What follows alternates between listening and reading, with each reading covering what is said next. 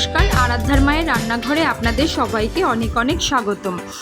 আজকে আবারও চলে এসেছি নতুন আরেকটি রেসিপি নিয়ে।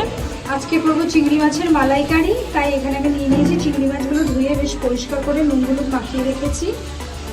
নিয়ে নিলাম 2 টিস্পুন মতন তেল।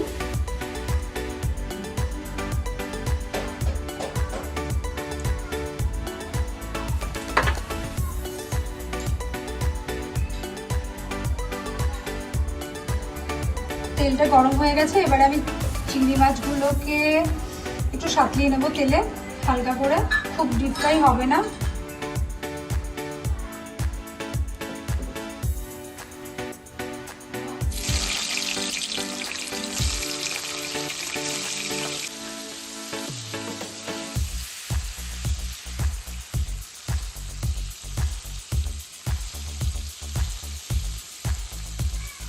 এখানে আমি নিয়ে নিয়েছি হাফ টিস্পুন মতন রসুন বাটা, হাফ টিস্পুন মতো নিয়েছি লঙ্কা বাটা।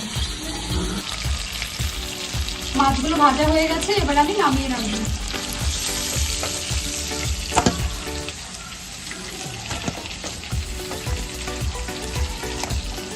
এখানে অ্যাড করলাম আরো 1 টিস্পুন তেল।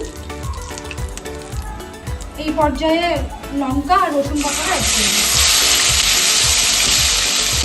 দিয়ে দিলাম কিছুটা হলুদ, দিয়ে দিলাম কিছুটা কাশ্মীরি রেড চিলি পাউডার, দিয়ে দিলাম সামান্য নুন।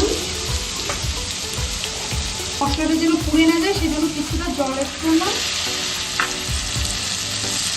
এই মশলাটাকে এখানে কষিয়ে নেব। স্বাদটাকে ব্যালেন্স করার জন্য দিয়ে দিলাম হাফ টিস্পুন মতন চিনি।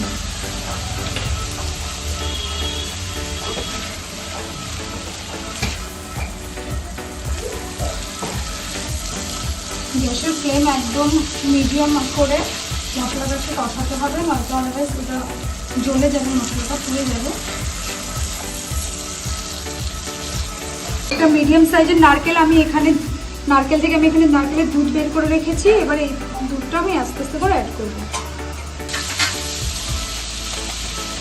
মশলাটা বেশ কষে গেছে, মশলা থেকে তেল ছেড়ে গেছে।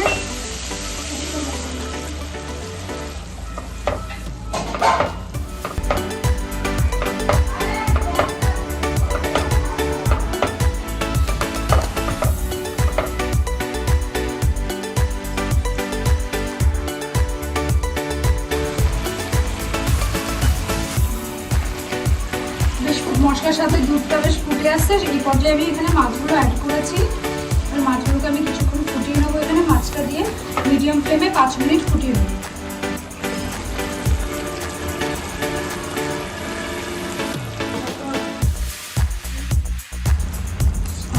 রান্নাটা প্রায় শেষের পথে,